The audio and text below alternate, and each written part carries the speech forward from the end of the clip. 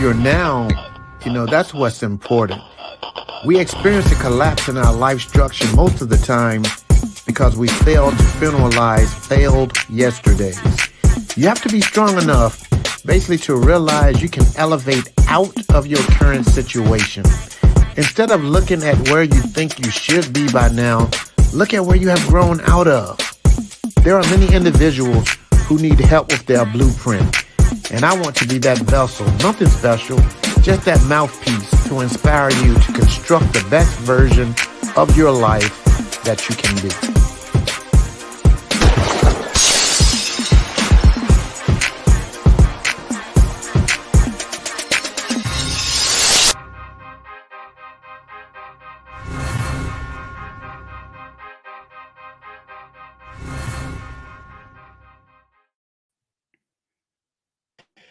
Hey, Life Structure fam. You can now listen to all my episodes on Apple Podcasts, Spotify, and YouTube. And if you're on an Amazon Prime member, you can listen on Amazon Music.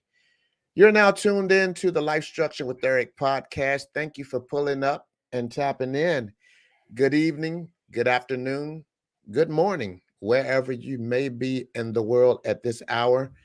We welcome you to the Life Structure with Eric podcast. Hope everyone's week is off to an amazing start. I'm excited to have a great guest with me today. I'm just so blessed and fortunate on how God continues to, create these divine connections with amazing individuals who have stories just like myself, that story of life structure, of basically how they were able to build their life back after being broken.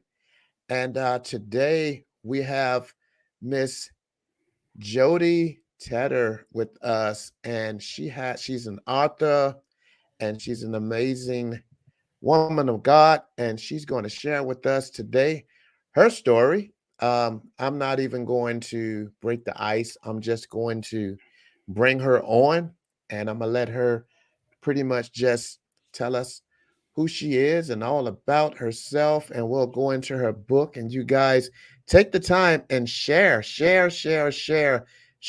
because there are some people I'm sure that we all are connected to, that they may not have that same exact story, but I'm sure they have a story that can relate to Jodie, and she's going to help some people break, some stuff that they've been walking around with when you hear her story. So at this time, we're going to welcome Miss Jodie to the stage. Hey, Jodie, how are you? Hello. Excuse me, Eric. Hi, how are you today? I am great. I am great. Good. Thank you so much for accepting my invite. I was kind of Yes, nervous when I sent you we connected, and I'm like, I'm going to invite her just to see if she responds. And you did. So I was so I'm happy to excited. be here. Definitely, definitely. So before we jump in and start talking about your amazing book, tell us a little bit about yourself, where you're from, what it is that you do, and all of that good stuff. Okay. I was originally born and raised in the Northwest, but recently moved to Montana about a year and a half ago with my husband. We have three beautiful daughters together and five grandchildren. This is not my first marriage. Coming from backgrounds like ours, if I had this wonderful story that was flowery and perfect, I probably couldn't have been able to write the book that I wrote. So, anyway, this is a few marriages down the road, but we have a great marriage and strong, and we enjoy strong family. I've worked in law firms for the last 35 years. I've recently stepped down from a director role in the Northwest so I could focus on what I know God's really calling me to do, even if just for a time. I really am just here to focus on that for a bit, and that's why I'm so thankful to be here on your show. Awesome. Awesome. Well, I'm glad to have you on. Glad to have you on. And law firm, that's definitely a good career. Very Good good career to career. be in. And I'm sure you've ran into so did you say 35 years? 35 years. Yeah. Wow. It's a Wow. long So time. yeah, definitely. So I'm sure you've seen a little bit of it all. Oh, yes. Well, and I did a lot of corporate law, so Uh-huh. it wasn't the criminal kind of law and that sort of thing, but Okay. Okay. there's still some tremendous stories out there. But Yes. I did Yes. try to stay from all of the other stuff. Staying in corporate law kept me away from the trauma of my childhood, which worked for me well. Yes. It was kind of a Yes. stress that I could handle pretty easily. Right. Right. Okay. So yeah, talking about that trauma from your childhood. You are the author of a book, Prisoner of No Crime of My Own. And when I started, I mean, the cover just pulled me in. When I saw the title, of No Crime of My Own, and then basically when I read the portion that said incest, rape, murder, then I turned 4. My mouth just fell wide open. So you experienced all of this before you turned 4 and walked around for the next pretty much 50 years or so, reliving all of these moments. Tell us a little bit about this experience. Okay. A childhood trauma has a unique way of working itself out in your psyche and your experiences, actually. You really start not remembering more than you remember for most of your life. So that's an important thing to talk about. I know most people's stories start, as I talk to them, start around 10 years or so, it seems like. For me, God made me with an incredibly strong mind. And so my childhood is best seen for me at 3 and 4. I remember it like it was yesterday, unfortunately. We lived on this little street called Delaware Lane. I liked it. It had sidewalks, kids, the ice cream man. My brother, he was my best friend, and we played outside for most of the day when we could. I had two Hmm. older sisters, but we weren't, that close to them. My mom, she worked a lot, pretty much full time in those days, and dad didn't work much at all. His best friend was Craig, who worked in a local plant and did shift work. He becomes very important in this story.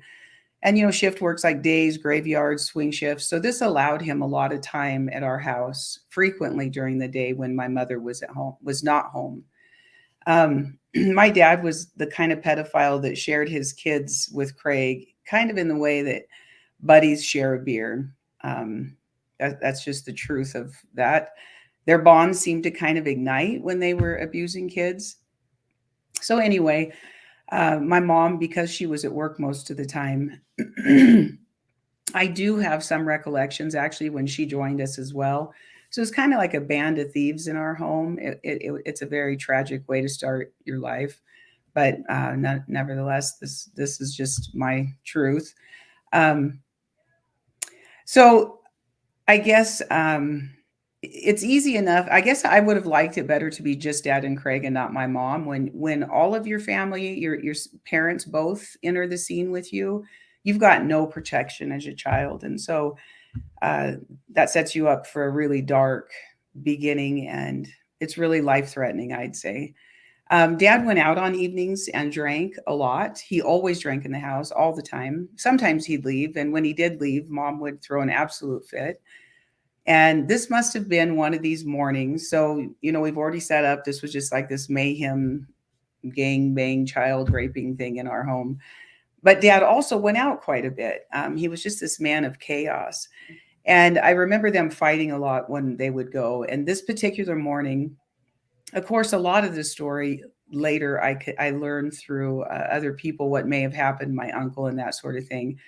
But on this one Saturday morning, dad came home and for some reason they were in a fight and mom made me go with him. The murder happens in June. I turned 4 in July. So I'm just barely short of 4, but I feel like I'm Hmm. 29, right? So anyway, we get in this car, we go down to this place I'd never been. I can tell you now that that was an old motel called the Riverside Inn off a little deserted highway back then. The year was 1968. And when we get there, we meet up with dad and this lady I'd never met. She was this blonde lady, really a pretty gal. And I started to talk to her, but dad didn't want me to talk to her. So he marched me down the walkway and threw me into one of the motel rooms. And of course, at my young age, I'd never been inside a motel room. I was scared. I kind of looked around the room quite a bit and just kind of pegged myself up against the wall, waiting for them all to come back in. And it was some time later because I remember thinking, was there somebody in that room, the little bathroom area? And then after some time, Dad, Craig, and now Craig comes. I don't know that Craig is there until they all come back in the room in about a half an hour or whatever. And I can see that there's booze on the table, and I was raised in partying and just mayhem. So I knew what partying was, and I thought we were all going to be okay because they were just going to be getting drunk. Mm-hmm. And so this goes on a little bit. The lady comes over, sits down, and talks to me. And at some point, memories as a child don't come back to you like a movie, they come back to you in these horrific flashbacks throughout your life. But I remember her coming over and sitting down with me and going through her purse, a very kind lady. And somehow my dad, he ends up raping her. He brings her over to the bed, holds her down, and rapes her. And when he's done, she gets up on the bed and just freaks out. And I can't recall her words, but I know he's going to be in trouble. So without going into really any more detail, Right. Dad, eventually back in those days, he was from the South. He was from Tennessee, and he always wore a knife on his belt, and he just took the knife off and slit her throat. Craig was holding her arms down, and they go through a series of events to clean up the room, wrap her up in this bedspread. We put her in the back of the car and drove up to my parents' 40 acres, where they spent all day putting her in this sinkhole. And I got to stay in the car, but I watched them. And Dad used that sinkhole for the next 20 years as his dump and filled it up with garbage. And when it was full, that sinkhole was full, he got garbage service. So that's my childhood in a nutshell. I never got to leave the pedophiles, and they never quit being pedophiles until I left their home at 18. But that's the basic, that's the start of a lot of it right there. Wow. So you were, out of all of your siblings, you were the only one that witnessed that. They got to stay with my mom that day. My uncle, I wrote him years later, and he wrote me a letter and said, because my father ended up in a diabetic reaction that day, and he almost killed himself. He went in the hospital for a week, which I ended up getting those hospital records. It's quite a story. But the other kids stayed with my mom. I think mom threw me at him as a way that maybe would keep him out of trouble. It certainly didn't work, but there I was. Wow. Wow, Jodie. So, and you, I mean, you weren't even 4 years old yet, and Right. you just witnessed all of this. And basically, so after you witnessed them murder this lady, what was the conversation like, between you and your father? Was it anything that he said to you? Like, don't ever, repeat, breathe a word of what you saw here today. Was there anything shared, told to you, after you witnessed that? You know, Eric, the way that this worked out, my father was, which I think when you abuse children, you have to be given over to evil spirits. I just do because, and so Yes. as I say that because he had an incredible intelligence about him that he got away with murder. And so the way that we left that room, there were many things that my father did in that room that bought complicity from me. I thought we did it. And we never talked about it again for the rest of my life until he probably, well, in 2008 is when I got the memory back fully from the murder. There were things in my life, throughout my life, that I knew something happened in a motel room. But for one example is he walked over to me and put the knife in my hand and made me walk into the bathroom where they were cleaning her up. And so when you feel those things, I don't remember my father ever talking to me about don't say anything. You know not to say anything. I think I was too young to know she was dead. That's what counselors tell me anyway. And I Hmm. think that's true Hmm. because I thought Yeah. she was going to reach through the seat and get me. And so I think that's true, but I knew coming from him, I already knew you just didn't, everything was secret. You know what I mean? And so our whole life was secret. His life with Craig was secret. his everything we did in our house was secret, Eric. So it would be outside of the normal to actually talk to me about it, to tell me to, you just didn't, you just went on to the next day because there was going to be some other mayhem tomorrow. Nothing, the mayhem never quit. So I don't Right. ever Right. remember him talking about it again. Wow. And hearing you say that, it's like, unfortunately, some people, they just feel so empowered. Um, Mm. and they just feel like, even though I've done this person so wrong, I trust them that they'll never say anything. And I just don't understand the type of mindset a person has. And like you said, I definitely believe it's like an evil spirit that takes over the Mm. body, because he did numerous things to you, and at the same time, he never felt, I guess he just felt like he could trust you, that you would never say anything. Um, Right, and that's built through, it's funny, I know that I really want to have time today to listen to your podcast cast on manipulation, uh-huh. because manipulation is it's so destructive because Yes. it's Yes. insidious and it gets in your bones and it's hard to decipher and to break apart. But usually the way manipulators keep you locked to them is through their love, not their abuse. Yeah. And Yeah. so I had this one man read my book. I have so many people come away with it with such interesting comments, but he said, "How could you love your father?" Because I write this chapter about the love card. And the hardest thing to walk away from is your love for them, this Yeah. fake bond that they build, that we are best friends. I knew everything about my father, including murder. That built a bond of secrecy that made me feel special. I know it seems awkward, but it's just the right way to try to decipher who these awful human beings are. And so I felt like I was special. And he kept me very close because he had to, because I might have told. So I Right. got special Right. presents. I got to go Mm-hmm. special places that made my family hate me. They didn't understand the cost of that special bond that we had. Mm-hmm. I mean, I ended up being sodomized, I'm sure longer than they did, even into my teen years. And so the cost of this love that you share, but I think, Eric, that's what people don't focus on they get your focus off the bad stuff and they get you on the love boat with Right. them. Right. Yeah. Yeah. And it's funny that you talked about, because yeah, that's what my podcast last week was about, manipulators. And that's one of the things that I talked about.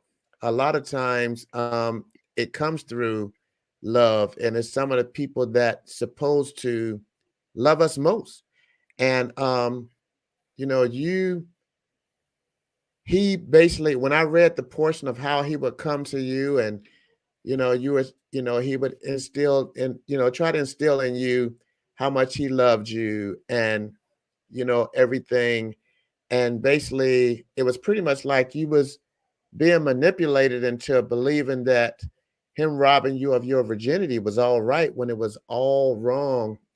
And It is. And I think the more that we talk about things like manipulation for people to figure these things out, it's very interesting how my dreams, God really used dreams to help me solve the mystery of my childhood, because I mm, came away from that with an incredible bond. I remember when I was in my early 20s, I had this dream. My father was a diabetic, but the dream was exaggeratedly large, like let's say 2 feet. It was a huge syringe, and on the side of it, it said love serum.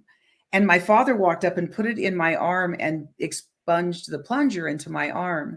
The very next day, no kidding, Eric, in the mail, because I didn't talk to my father when I left. It was very complicated. It was hard to be away, but I knew I had to be away.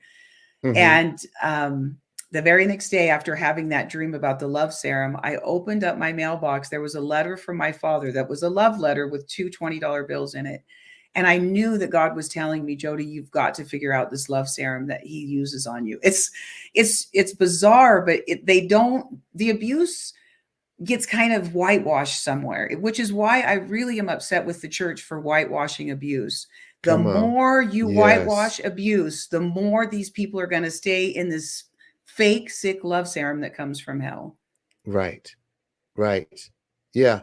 I love how you said that about the whitewashing, Jody, because there are so many people that you and I know are in the church and they suffer from that childhood trauma of having a loved one, you know, take their virginity. And instead of them seeking counsel, trying to go back in and rescue that broken part that's on the inside of them, you know, they are trying to grasp a hold of their faith and they're asking God, they're going at it all about the wrong way. They're Mhm. basically praying that God give them peace over the situation because they're trying to forget without dealing with it. And that's Exactly. why you keep reliving it over and over and over because you have to free yourself from it. I feel like Right. if you don't deal with it, you until you open your mouth and confront your past, you're going to be asking for peace almost every day of your life until you open your mouth, deal with it, and be able to release, your past. Because that's the only way you're going to be able to deal with it once you go and dissect it and get down to the root of it and cut it out of your life. It's so true, and there's so much. I think religion tells us forgive and forget, move on. That is actually killing people. What I feel like God has always said to me, tell me your story, Jody. I need to know who you are because I need you to know who you are. Because Yeah. you are taught to forget. I didn't know who I was, Eric. I was a Right. daughter, Right. I was a wife, I was a mother, but I didn't know who I was anymore. And then Yeah. when God started showing me who I was, I didn't want to know who I was. And so Mm-hmm. the church Mm-hmm. needs to not only, it's biblical to shout it from the rooftops, not to hide this kind of stuff. When you hide it, it destroys people. But and I do believe that people they mean well when they say, oh, God wants you to put this in the past. I would have died, Eric. I would have stayed in abusive relationships and I would have died. It's a matter of life or death to tell the truth, period. Yeah. Definitely. Definitely. It is. It is. And hey, we hear it all the time. The truth shall do what? Set you So free. exactly. It, But what does that it's mean, right? yeah, right. Right. Yeah, because there's many ways that you can interpret that. Yeah. Because a lot of people be like, well, as long as I know the truth, I'm not worried about what nobody else think. But yeah, you may know the truth, but have you dealt with the truth? Seeing that, right. It's huge. One of the things you asked me was about what would I share about breaking the steps. And the biggest thing is what you just hit on. It's Mm-hmm. staying out of self denial and self deception because what happens when we come from manipulators is they teach us to see them. They don't teach us to see ourselves. So we begin telling the story that they taught us to tell, not the story that's ours. And so Mm-hmm. the first thing we have to do is step out of self-deception and denial. We want to self-deceive, and I'll tell you why, because it doesn't hurt as much. And Right. it's very hard to, so many people I know, God will scratch the memory of their mind and they'll say, I see it right here, but it can't be true. It can't be Right. true. But one thing that I always tell people that you can trust is a body memory. Yeah. Unfortunately, coming through my past, it's taken me all of my life to recover. And I feel like it's a redemption. I don't know that you can ever recover from those things, but you can redeem those parts if you understand a distinction there. Because I can't recover going back and I can't recover being 3 and I can't recover a childhood, but I can redeem a life today and make it something valuable. But I think that we have to begin to be introspective and look at Mm-hmm. ourselves. And that's a very hard thing. But to me, it's what Jesus always did when he called them back from the lake and built a fire. What did he do when they looked in the fire? He made them remember. Why are we Yeah. so terrified of remembering? Because it Mm-hmm. hurts. That's why. Yeah. Right. Exactly. Anything that's going to hurt, we don't want. It's that's something, and it's like we don't want to relive it. If it's going to Right. hurt, we don't want to relive it. But uh, it's going to keep coming up over and over until we deal with it. And God has an amazing way of putting those memories, uh, basically reactivating those memories until our mindset, should I say, uh, right when we're like at our peak, we're on a high. Something great is going on in our life, and all of the roses smell good and the sweet aroma is in the air, and then boom, something reminds you of your broken past, and it's like, oh my goodness, why now? Why am I having to relive this all now? Because God is trying to get you to see you need to deal with this. Yeah, Right. I'm creating these happy moments for you in life, but until you deal with your past, it's going to haunt you for the rest of your life until you find a way to deal with it. Eric, that's so important, and I don't hear enough Christians say that. I have to tell you, and I believe there are people that love God and just don't understand it, and without experience, maybe they don't have the understanding that to say what you just said. Because Hmm. the truth is, I had debilitating leg pains all of my life until I began. I mean, leg pains would actually make me where I'd have to have somebody carry me. And it was all emotional stuff. I believe people's cancer, back problems, stomach problems, all of these diseases and all of these symptoms that we deal with today are so interrelated with the core of who we are. And it's why Mm, Jesus has to take us back to who we are, because when you begin unraveling those things, you find freedom.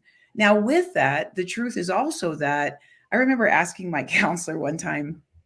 I had to go to counseling for years because I would think I'd see demons sometimes, because I'd see this woman walking towards me, this lady that got murdered, and it would trip me out. I'd think, I don't think God would let spirits roam the earth, but I didn't understand what was going on. So I'd go to my counselor and I'd explain it to him, and he'd say, Jodie, tell me where you saw her.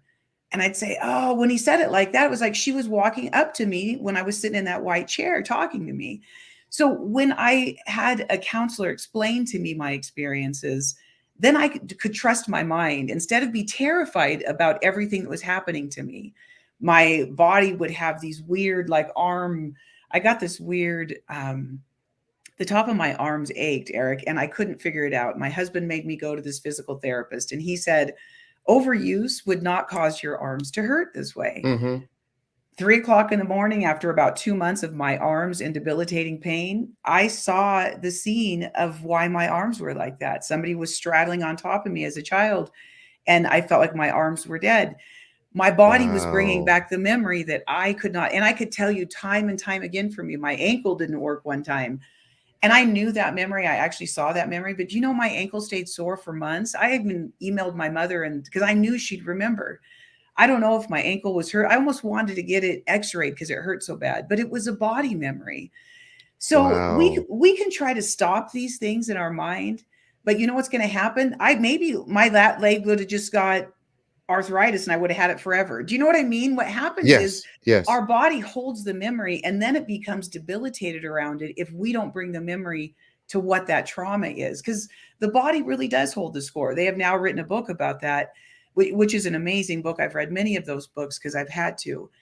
But there's truth in those books. And we need physicians of all kinds. And you know what I mean? And Yes. so the other way that we can get out is I had to go to counseling. I didn't want to go to counseling. I was so angry every time I flipped that light on. I wanted to be every other person that didn't have to be in there. But Eric, I couldn't make it out because my mind was betraying me. I'd get Yes. horrifying dreams. I'd have the Right. dead lady under my arms. I'd wake up in the middle of the night. Like, I don't know what else people do. I don't like drugs very much. I like alcohol. Like I would drink, and I drink too much often. I write about that a lot because I have nothing to hide. Anything that keeps us alive, I think, is fine. Honestly, I mean, I'm just this person that says I made it through all kinds of dysfunctional things, but I'm here and I'm standing. And I think sometimes Yeah. we put the wrong focus on things. For example, if we focus just on over drinking, we're just going to focus on over drinking or not drinking. What we need to Right. focus on is healing the broken heart. God said, I came to heal the brokenhearted. and set the captive free. That was the reason he Yeah. came here. And we worry too much about other things when he's trying Hmm. to look at our broken heart, period. That's what he's taught me. Yeah. I love it, Jody. The broken heart. Yeah. Oh, Because yeah. That was that good. is ultimately, right? That is ultimately what we are left with, rejection and brokenheartedness. Our Right. bodies tragically can accept so much as children. It's actually in I do a lot of work to give back, and I'm a CASA worker, and I've gone to court with people who have been raped in their teen years. And when you listen to these doctors that come in, children at the age of 3 and 4 can be sodomized and raped with absolutely no scar tissue. So it's like a perfect crime of hell. And we have got to help these living people not die from this. This is a life or death issue that is it's more than a pandemic in the sense of the amount of people that have been touched. And of those numbers, 80% are people we know or live in our homes. But you know what religion does? Just what you said. Be quiet. What, you know what? Just, you're good. Ask God for peace, forgive, and move on. But what are you forgiving? If you don't Right. know your story, I call that fake forgiveness because you don't even know what Yeah. you're forgiving. Right. You're Yeah. forgiving in denial, right? Just so you can Right. stay uncomfortably numb. Right. Yes. Yes. Speaking of forgiveness, um, your father passed away. Yes. Uh, did you ever get to confront him about the things he did to you before So, he passed away? Eric, I did. A few times I went up there, but they didn't go well. One time, he only had one leg left because he was a diabetic, and he came at me actually and told me to get the F out of his house, and I pushed him over. So there wasn't a whole lot of time in most of our conversations. But it was the day before he died, my mother called me at work and said, "Your father's going on hospice. You have one last chance to come." So I walked in his house, and I write an entire chapter about this discussion. But I walk in, and it was a 6 hour conversation, Eric. That in that conversation, my father asked me why I was there. It didn't start well in the beginning. I told him to tell me who I was very frankly, and I didn't use kind words because he was trying to go into denial, saying I was my sister. And I write the real story with the real words in the book because I am not religious, and I believe that authenticity, authenticity is I'm where glad it's to all know I'm out. not the only one that scrambled trying to say that word. It's a great word. I Yes, know. it So is. being authentic is, I think, what the church needs right now because we're tired of phonies. And the only thing that got me better was being as real as I could. So I walk in, and my father, after some harsh exchange, says to me, "What do you want from me?" And I said, "Dad, honestly, I'm here because of your soul. I don't want your love. You don't have love. I don't need anything from you. But I was in those rooms with you, and I know what you did, and I'm worried for you." And my father sat back, and I don't know what to do with this exactly, but you know what he said? "You wait a lifetime for a love like that." It was real words that we had. I had just started with an exploitative that I needed to say because I needed to get us into realness. But the love of God was certainly with me. And I know that what hell is that you, for the rest of your life, get to live with the choices that you made. And Mm. so that's what we talked about for 6 hours in that conversation, which I do an entire chapter on it. But he did apologize for the murder. I told him hours into the conversation, we had so much to talk about, but hours into the conversation, I asked him how you let it go because I said, "Dad, I've had such guilt leaving that room, and she was alive and I didn't." And he sat back, Eric, and he said, "I'm sorry. I'm so sorry." He never apologized for any of the pedophilia or any of that kind of stuff, but he did apologize for the murder. And when I went back to the two investigating officers that were on the case at that time, they closed the case after that. They said, "Jodie, that's how these men apologize for the least of things." So it was for the guilt that I had, not the murder, not the Right. pedophilia, Right. and I told him that Craig might be going to jail. And he said, for the child molestation, Eric, I felt like the heavens had just opened to hear my father say that he had called me a liar for 35 years. So to hear him say, so Craig's going, he turned his head and he said, for the child molestation? I said, no, Dad, for the murder. He held her arms. And you almost could see a relief come over my father. I think, Eric, that he was more scared of the child abuse than the murder when he was crossing over. Wow. That's what you none of us can ever know, because I don't want to understand evil. I don't get it. It's not my Mm-hmm. job to figure out Mm-hmm. where he went. I'm going to leave that to God, because remember, the wheat and the chaff grow together. I don't want to Yeah. even determine where he went, but I know the Right. conversation that we had. And I know for eternity he'll know that conversation, because it was the last conversation he had, as a matter of fact. And then he went into a coma and never talked to anybody again. Wow.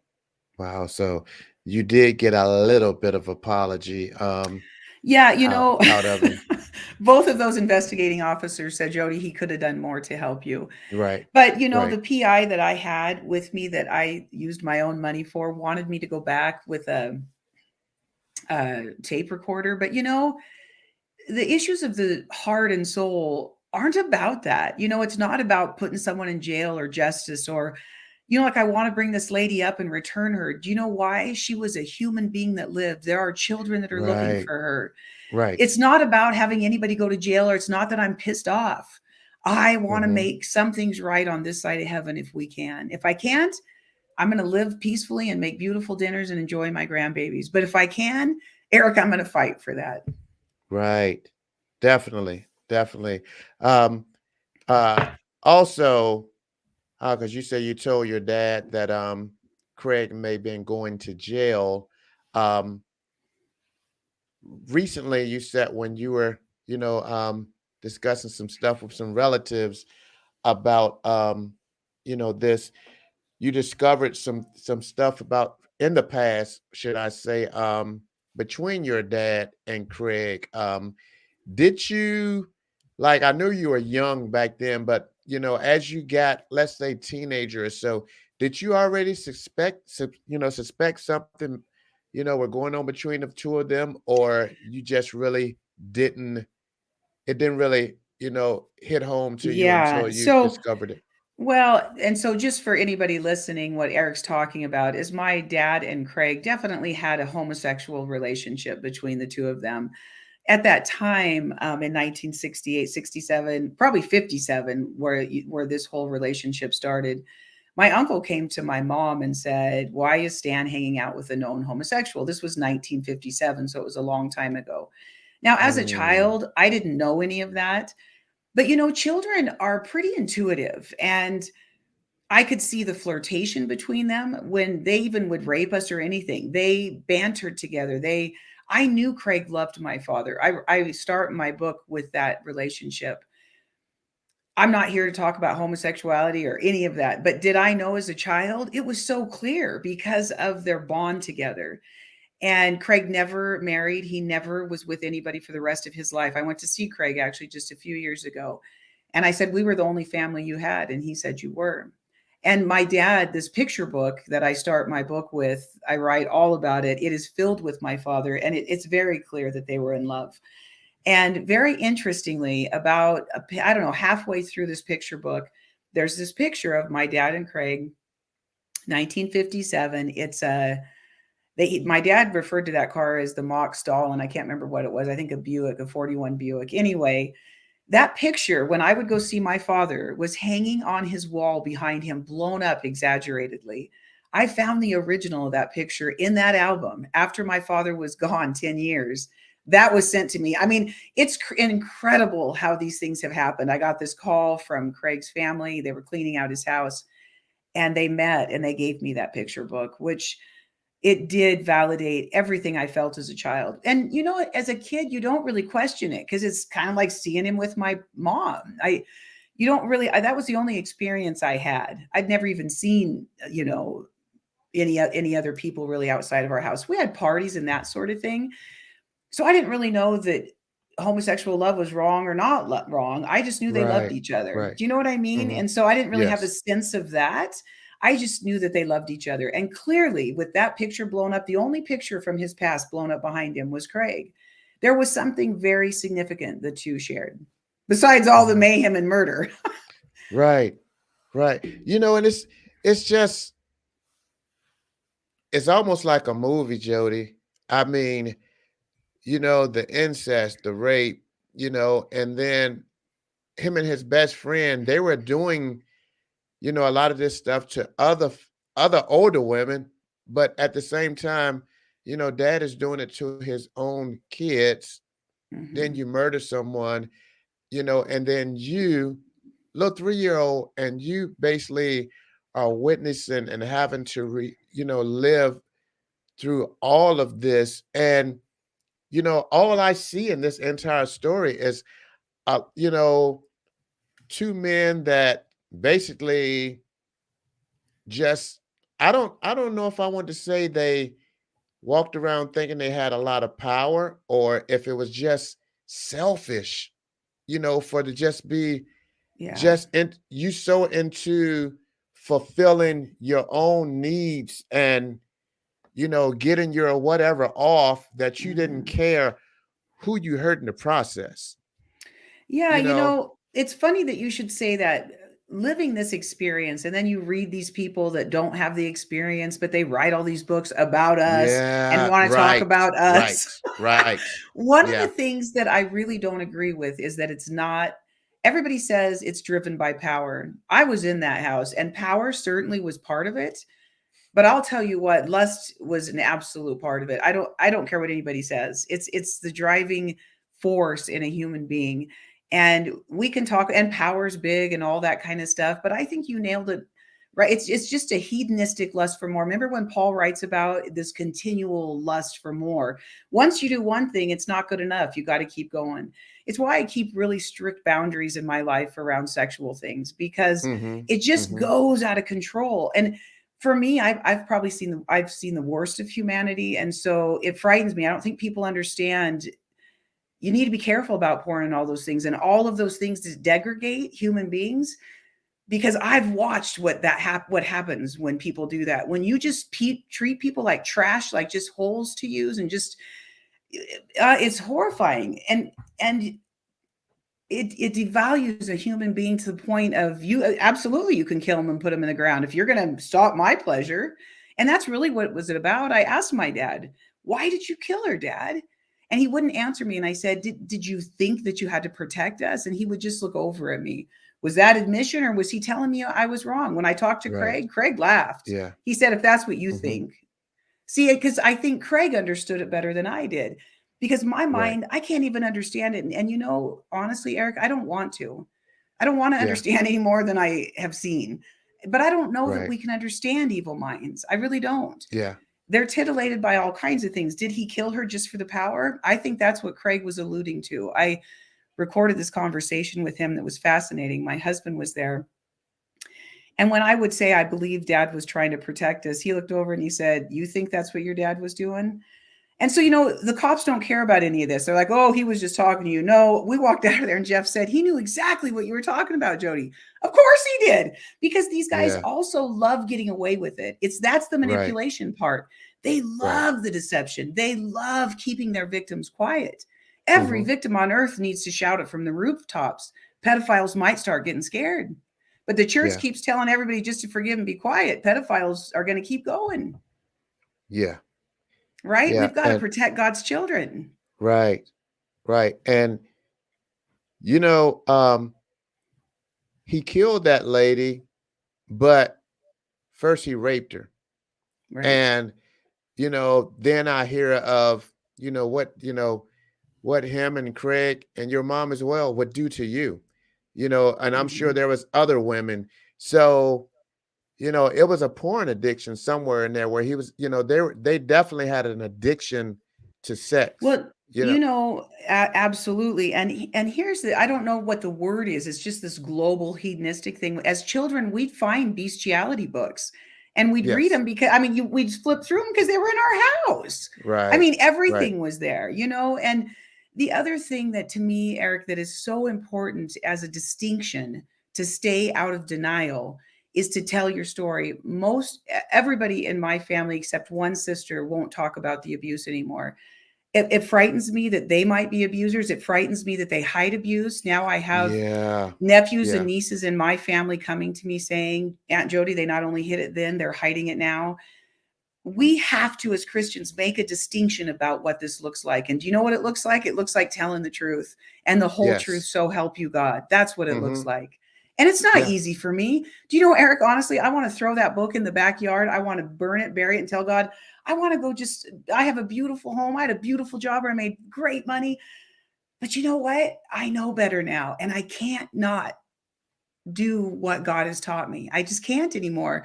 But you asked me that question. Were there times I wanted to stop? Yesterday. Yeah. Because Yeah. it's not easy. There's a personal cost. There is a personal cost Right. every time I tell this. You think you get to this place of nirvana where you just write out peace. I think I'd have to be an ice cube to feel that. How can I ever recall a story and not feel it really, Eric? I don't melt down and die and it doesn't stay with me for days, but I feel it.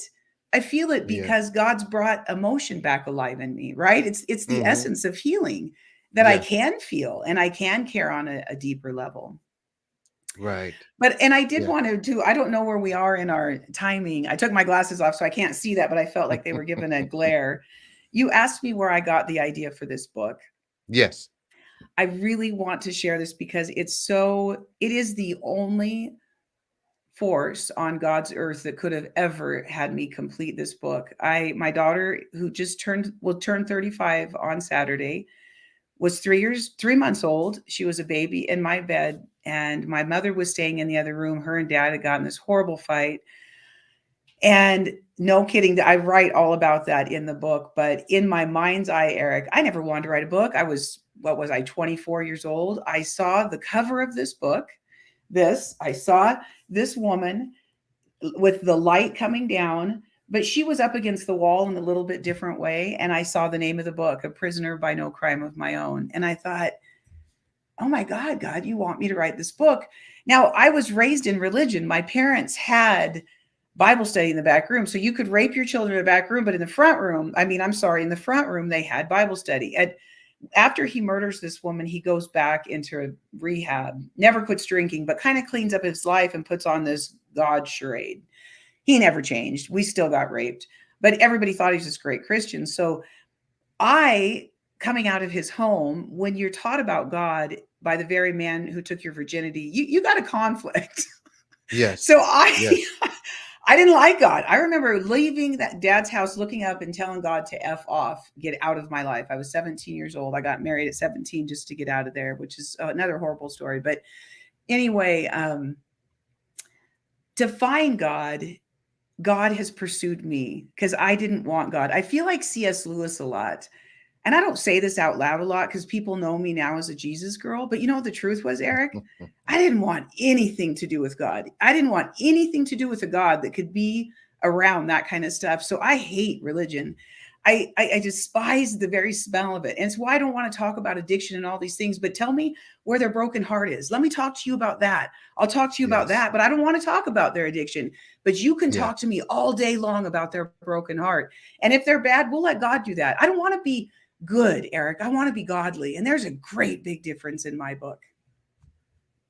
That's where Wow. I got that book. Yeah. Yeah. How long did it take you to put your book together? 35 years. Well, I Do you know know? that much. Do you know what's funny though? I would write so I didn't write at all. I started writing when I guess Brooke and Britt were probably 3 or 4. I started writing when I was married to my Okay. first husband. I stayed with him about 17 years. I wrote a bunch of that manuscript, but I have to tell you, I felt like the spirit of religion was with me when I wrote that first manuscript. And I'm not kidding. I threw that manuscript out and started again because I could tell there's a sound to the spirit of religion. Yeah. I write these letters that I wrote to my parents when I was still with them. That's the spirit of religion. There's a different sound. And so when I found Jesus, it was totally different. Like I told my nephew, there's the God of my parents, and then there's the God that I know, and they're two different gods. But people keep Right. them together. They come out of these homes and try to keep the same God there. It's not the same God that's in the house of an incest. I'm sorry. Like I Yeah. just read this one book by this big Christian lady, and she said, "Oh, my dad's going to heaven. It's fine." He said he was sorry. We didn't really talk about it. We never talked Okay. about it, but he's going to heaven. Really? You got to Okay. confess. Yeah, Yes. it's like I'm Right. sorry, that is whitewashing this issue, and that's going to Yeah. kill people. And I can't say that enough. I lost a best friend who, her father and my father were best friends. At 54, I lost her, Eric. And you know what? Every time I saw her, I didn't talk about her addiction. I talked to her about her broken heart, and she'd look at me and say, he's daddy. She couldn't do it. She couldn't do it. And here's a Jesus girl using the F word. Here's an addict girl out of control, killing herself. And I couldn't get her to tell her story, because if we tell our stories, we heal. But she's gone now. I Right. lost her last year at 54. It's Yeah. devastating. Yeah. We're losing them. We're losing them. We got to get out of religion. It's not helping. Right. I'm telling you. I'm telling you. And I just said it like 30 minutes ago. As you tell your story, you're freeing yourself. And guess what? Not only yourself, your story can help free somebody else that's in the midst of what you already been through. You can help coach them through what they're going through. Because once again, you know, uh, when I tell my story, a lot of people's like, you never did no drugs. There's no way you're addicted to any drugs. I'm like, yeah, yes, I was. For whatever reason, I was one of God's chosen that took me down that 10-year path, but I'm grateful that, I was delivered out of it. And now today, I live to be able to help other people that's went through it, because they need to, like, looking at you. I don't see any signs of brokenness when I look at you, Jody. But, you know, at the same time, you're the poster child of someone that's broken right now. When you're pouring into them, hey, I've been through it, but I'm an example that you can be free, if you are willing to dig deep down inside and deal with that hurt on the inside.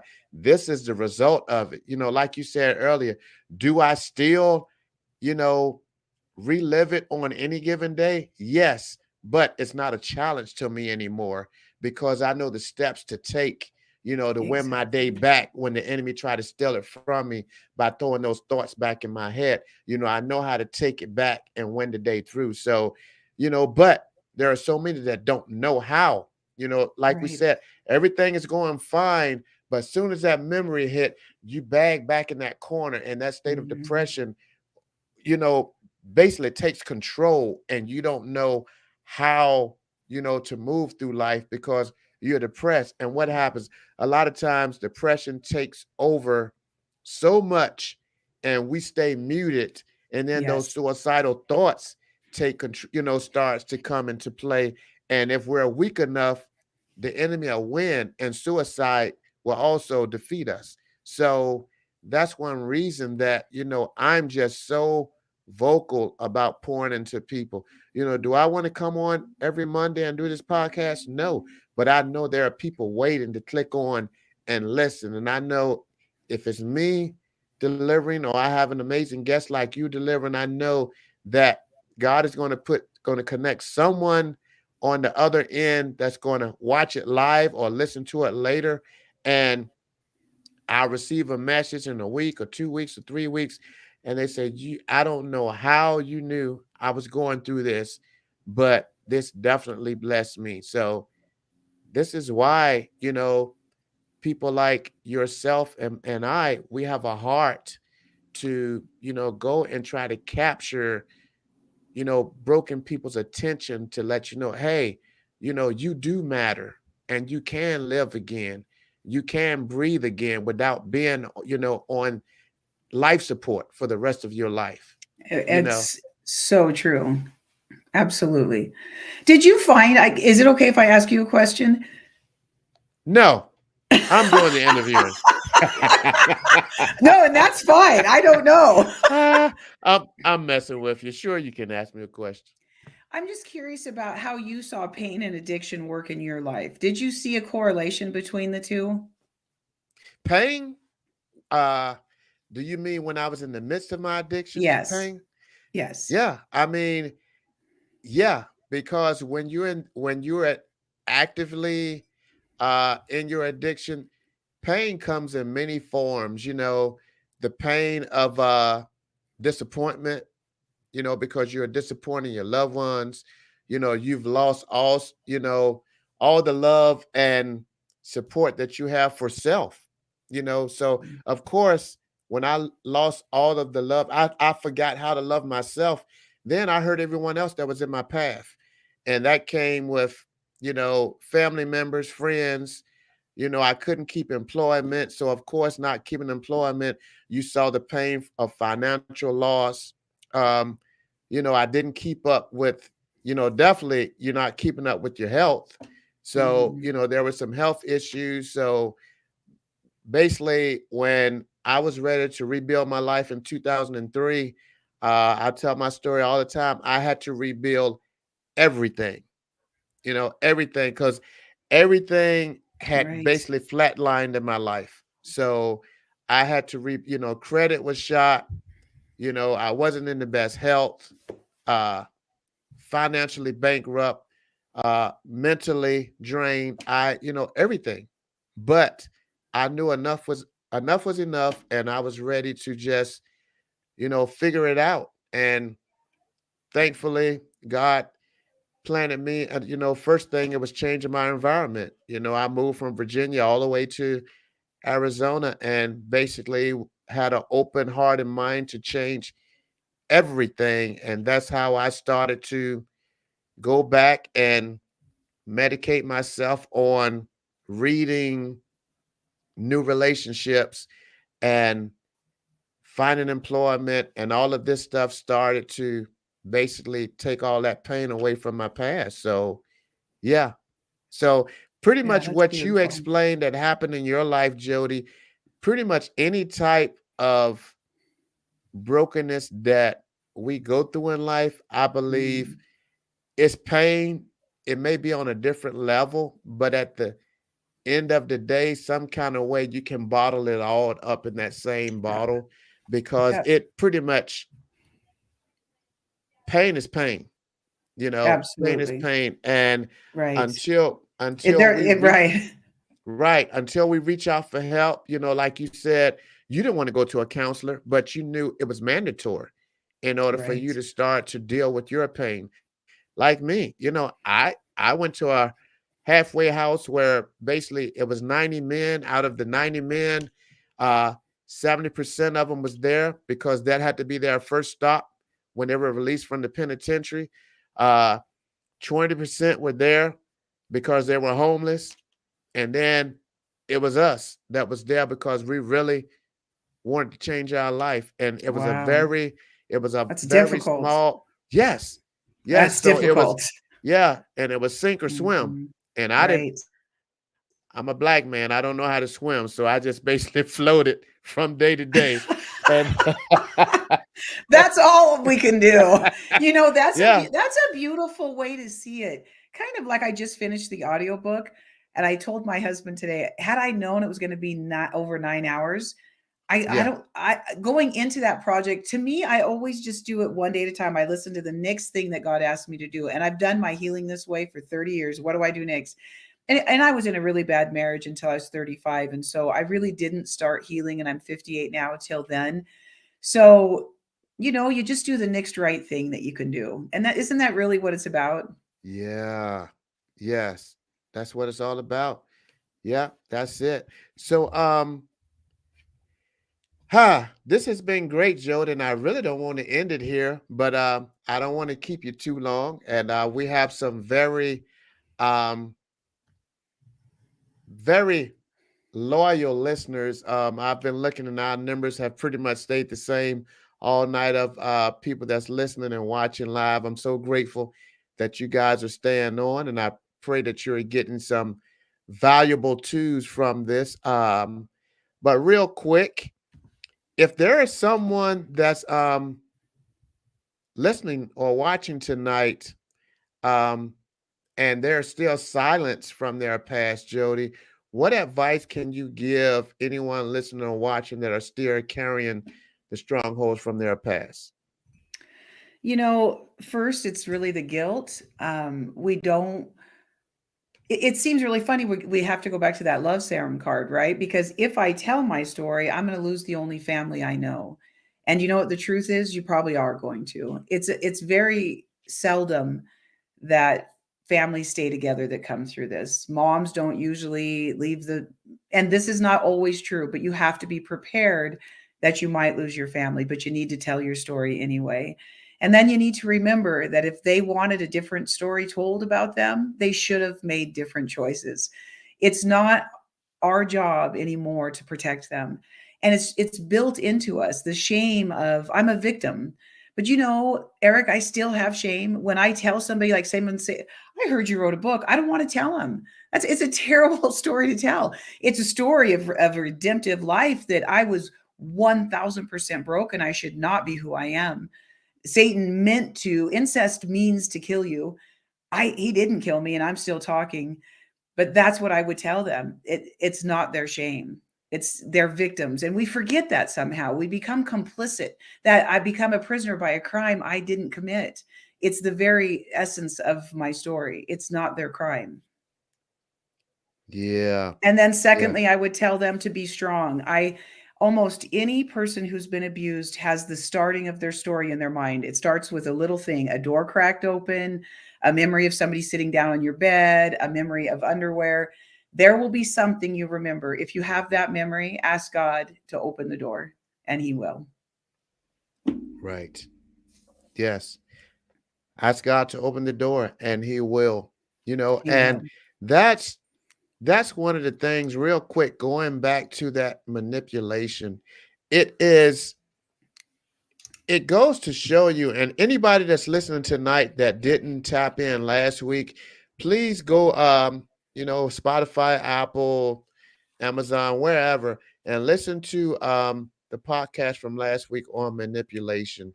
Because basically what she just said, you know, um, that lets you know how powerful manipulators are because they can get into your head so deeply, into your thoughts, that they will manipulate you, and then you are hurting, but at the same time, you feel guilty. You have no reason to feel guilty. You know, you have to realize these people manipulated you. You know, you didn't agree to do anything, but it's basically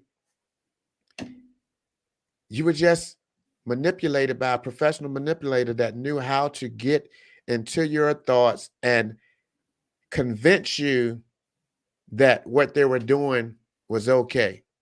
Eh, And go ahead. I was just going to say, to carry on that thought, in the realm of child sexual abuse, unfortunately, the manipulation is still happening in your mind when you self-deceive because you are Right. believing that you are loved.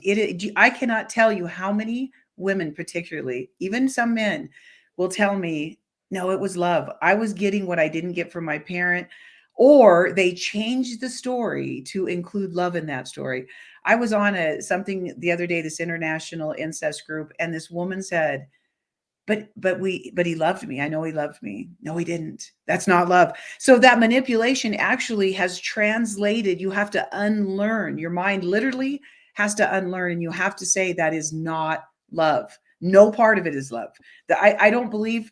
What my one the counselor I had forever said, Jodie, if your dad was 95% bad, he was 5% good. So there is a part where you don't throw all of it into evil. It's hard to separate, but mostly you should, because I'm telling you, that is the hardest battle in your mind to overcome, Eric. Manipulation. It's the foundation of it all, of it all. Yes. It Yes. starts with it and it ends with it. Right. Right. You know, I'm doing a mastermind with a group of amazing men, and we're dissecting this book. The book is called Spiritual Slavery to Spiritual Sonship. And Mm, last week we were talking about basically what is it to be a spiritual father. And it really didn't dawn on me until like these last 15 minutes that you and I were talking that some of what we talked about last week kind of coincides with your mhm. story because you talked about how your dad would do Bible study in the front room, but he would rape, Right? commit rape in the back room.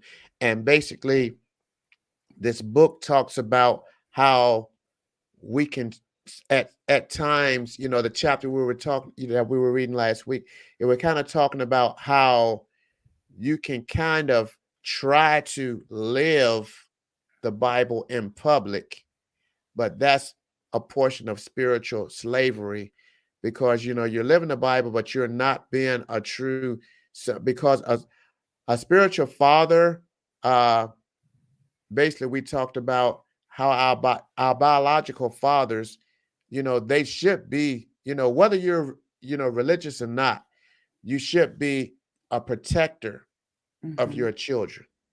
you know, Not only your children, your nieces, your nephews, you know, anyone that you are an elder over, you should be their protector. You should be there to never allow anyone to harm them. But when you commit acts like had to experience in your life, it's more like spiritual slavery, because you're not living what Absolutely. you're not living out, basically what you're leading people to think the life that you're living. So people see you one way, but Absolutely. behind closed doors is more like more spiritual slavery. And it's just, to me, I mean, after going through the life that I went through, I I have a huge conscience. I have a huge conscience. So basically, I just, anything that I know is not right, I can't be a part of it. I'm quick to apologize, you know, um, and even at That's a good home, way to be. even at home, sometimes when I know I didn't do it, just to keep the peace, Right. Right. I had to apologize, uh, Right. and unfortunately, females, you ladies don't apologize like us men do, but that's a different podcast for a different day. I feel like I'm the one that does it more in my home if it makes you feel better. Oh my! Well, my wife is watching, so did you hear that, darling? I Jody definitely do. apologizes more. Ah, yeah, yeah. If she's not watching, I'm gonna tell. Well, but I know she is. But I'm gonna say, hey, go back to 1 hour, 7 minutes, and 24 seconds, and listen at what Jody said. Yeah, but Jody, thank you Thank so you, Eric. much for Yes, absolutely. yeah. Um, this has been definitely a great discussion, and I'm just so honored to have been able to have you come on. I'm grateful that you found the courage, to write, with your pen and experience freedom. We talked about that before we started the podcast. Basically, Hmm. once you start to write, you start to feel that freedom take over. You're being able to go back and attack, these some of these events of your past.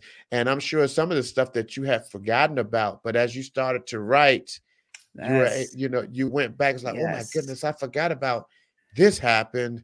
But Yes. you were able to bring up all of this stuff and confront your past. Yes. Eric, that's an interesting thing. One of the things that you talked about when I went back and confronted my father that I made a note about and I forgot until you just said that was I think a lot of times the reason we don't confront in life is it does open doors. And Hmm. I see situations all the time where people need to confront because it's so important, but they won't because after that confrontation and my father's apology, unfortunately, that opened up my mind to a lot more. And I gave myself the courage and the freedom to open that. But confrontation absolutely does that because it validates the victim piece in you that many of us don't like to identify with. Because which one of us wants to be a victim? None of us, right? I mean, Right, I hate right. being a victim. I really Hmm. do. I don't think many of us like to. So anyway, yeah, I think it's hugely a part to even when we talk about manipulation, which I thought that was such a perfect segue into it because all abuse is driven through manipulation. It is Yes, so perfect to confront. You have to confront because it also holds you to an accountability to your story. right. Definitely, definitely. Yeah, Jody. I don't have a lot of guests on whose story can go back and basically touch up on like multiple podcast topics I've done, but your story basically touched up on it because I did a segment, I think it was back in January or so. It was called Touched as a Kid and Silenced. Um, Mhm. we did one about porn addiction, and then last week the manipulation. Um, it was Yeah, another one. I'm having a brain fart, but so many of, yeah. so many that I've done in the past on one topic, but your story basically touches up on like probably four different topics that I've done, all in one. And That means you're doing a it's good job helping us all. That's what I'd well, say. you It's know, awesome. God is good like that way. He's yes, weaving he it. is. He's weaving his threads through it. He's weaving it Right. together. Yeah, like you said, I'm just trying to, you know, be that mouthpiece for a lot of stuff that people are afraid to talk about, you Hmm. know, and one of the things anyone that's watching or will watch later or whatever, you look at Jody. Jody looks amazing. You know, uh, I'm not too bad looking of a guy myself, but when we, but when we tell our, when you hear of our stories, Hmm. first thing people think, oh, well, they must be crazy. You Right. know, Yep. they Yep. they must be no, no, no, we are free. We We're are free. experiencing we're experiencing freedom today. I've had someone at my job that asked me when I first wrote my book, why would you write it? Why would you write a book like that? Right. Are you scared what people at work going to say? No, no. Right. Uh now now some of you can look at me and see why I come to work, like one of the craziest ones at work is like, why is this guy so freaking happy every day? Because because I love that. I I got a second chance at life, That's and absolutely right. I'm not held in bondage. You know, I remember I couldn't go freaking 20 seconds or 20 minutes without thinking about where I was going to get my next high from. You know, if it's God's will and I make it to see July 7th, it'll be 20 years clean for me, That's so you know? cool. Right. And I'm like, that is the reason why. And in the midst of these 20 years, there's been so many people that I used to run the streets with that's not here anymore because their addiction ended it, was the end of their Right. life because they didn't know how Right. to stop. So that's the reason that I'm so grateful for a second chance. So yeah, I am always smiling. And even when I have something going on, guess what? I'm still gonna smile because guess what? It's none of your business. If I woke up this morning and I prayed on it, then I'm looking for God to get me through it. So why am I gonna walk around, depressed, frowning? Right. I agree. No reason for it. I So tend to be that yeah, way as well. Yeah. It's a right. disposition. I think it is the disposition that you give me. Like I hear these things about broken lives. You cannot get, and I am not, you cannot compare pain, and that's not what I'm doing. But my life was genuinely broken beyond repair. I felt many times. And yet here I am, and it's remarkable. My counselor would say often, you should not be who you are. We don't know why some of you make it and some of you don't. You know what I always want to tell him? You forget the God factor. Right. Don't leave God Right. out. Yes. This is Right. what makes us different. Exactly. Exactly. Well, Jody, you have a really, really sweet spirit. Your personality is amazing. You are very humble. And I'm just so grateful that, we God connected us Yes. and, Yes. I could, have the opportunity not only to have you on my podcast, but just so the two of us can connect. And I definitely want to stay connected with Yes. you. Let's do it. This this won't be the last time. And I'm just once again so thankful, that you defeated the enemy and you opened your mouth and you're telling your story. You put it on, you put it to a book so you can free some other people. And more than Absolutely. anything, you know, you're able to walk in freedom today. And, you went back and freed that 3-year-old Jody, I did. so Yeah. There's a beautiful chapter in that about how to close, excuse me, those dark memories. I'm coming out of the cold. This is the first time I've coughed. It's probably Mhm. time to go, Eric. But there is a beautiful part in the book where I talk about how you can bring Jesus into those areas honestly and help you. A lot of people say you can do it. I don't want to go back and heal myself. I don't know how to do that. I'm not that strong, but he certainly Mhm. is. So anyway, I just really hope that before I die, even on my dime, I can have my book in a lot of prisons around America, because I know there's a lot Yes. of people that come through what I come through, men and women both, that Right. need to Right. know the redemptive power of God in these situations. Right. Yes, definitely. Yeah, because you know, and I keep saying I'm about to go, and I'm leaving you after this, Jody. But what you just said is very, very key. You know, there are so many people that's locked up Absolutely. and has went through what you went through, male and female, Absolutely. and they're locked up. So just think about when you're walking around free and you're walking around with it bottled up on the inside of you because your pride won't let you go and get the counseling. Your pride Right. won't let you open your mouth and talk to that family member or your best friend to let them know all of this that is going on the inside of you that you experience at a young age. When you are locked up, if you're a man, you too manly.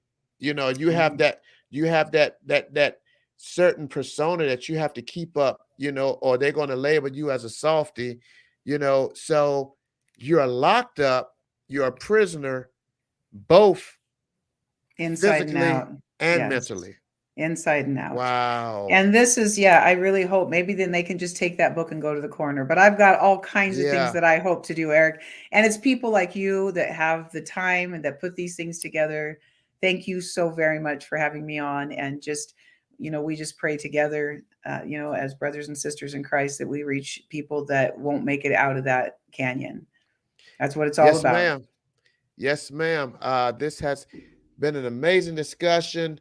Before we go, share with everyone how they can purchase your book, how they can connect with you on social media or And I website or see whatever. everything that I do is under prisoner by no crime of my own. It's the Okay. message that God gave me, and it's on Amazon, Barnes and Noble. The audiobook will be up at the end of the week. I think so people have even asked for the hardbound book. Like, I just don't even know. I just try to do what God tells me to do, but where it's all out there. If you just Google my name, it comes up, Jodie Tedder, or Prisoner by No Crime of My Own. And it is like what you're talking about, these men and women that are incarcerated. My heart breaks because I know so many of them through shame and agony and believing that they're imprisoned already by crimes they didn't commit, and then they go live hellish lives because they don't know any better. And I get it, Yeah. but for the grace of God. So, let's just keep going and keep running into each other, and God will keep bringing us all together, and we just keep up the good work, brother. Thank you. Yes, ma'am. Yes, ma'am. Guys, go to Amazon and purchase her book. I'm just at like chapter 3. That's a And hard one. uh It's a hard read yes, by all measures. yes, It's a hard yes, read. I'm just at chapter 3, but I am going to reach out to you when I complete the book. Um, Okay. but yeah, definitely go to Amazon, purchase her book. Just go to Amazon, like she said, type in her name or Prisoner by No Crime of My Own. Support her, read her book, and you can also follow her on Instagram, same thing, Prisoner by No Crime of My Own. Purchase the book, follow her on Instagram, shoot her a DM after you finish the book and let her know what you thought of it. That's what we do on Life That is Structure. what we do. Yeah, that's You awesome. know, we support our Absolutely. authors. So thank Yes, you and I guys do so I do much. write 6 days a week too, just for the brokenhearted. I am out there all the time doing the most I can do to come around that. Right. That's Yeah. right. Prisoner by no crime of my own.com as well, Yes. her Yep, that's website. yes. And she's a blogger. She's a I am a blogger. So blogger. yeah, definitely go to her website. And I'm definitely going to be going to that tonight. Uh and start Awesome. looking at some of your content there. But yes, Jody, thank you so much. Absolutely. Thank your husband for lending me to you. Well, I certainly will do lending that. you to me for the past hour and 20 minutes. Thank you so much. And you're in Montana, right? I am in Montana. Yes, we are. And I'll tell you, I heard the other day that Russia has snow for 6 months this month. So, or this year, we have as well. It's going to Really? snow again this week. Yes. We had 2 inches Wow. last week. But you know what? I love it here. Like you moved from where you were, where all the murder, I was born there, raised my girls there. And I really heard God tell me to move a year and a half ago. And I never realized how freeing that would be in my life. And the only Yeah. thing I would like to say to these people out here that God really taught me is I always say, you see you. Take your eyes off your abusers, because when we keep our eyes on them, we tell their story and not ours. So you see you. That's what I'd like to leave. You see you. You see you. Wow. God's always I love asking it. who you are, not who the other guy is. Come on. I love it. I love it. All Jody, right. thank you Thank you. so much. You have an amazing week. And yeah, I'll send you an email with some more stuff in it. Wonderful. And Life Structure family, thank you so much for tapping in. Be sure to share this out. So just in case people did not get to catch it, they will be able to go back and watch it on Facebook or YouTube. The audio will be available at midnight tonight on Spotify, Apple, as well as Amazon Music, where you can just listen to that audio.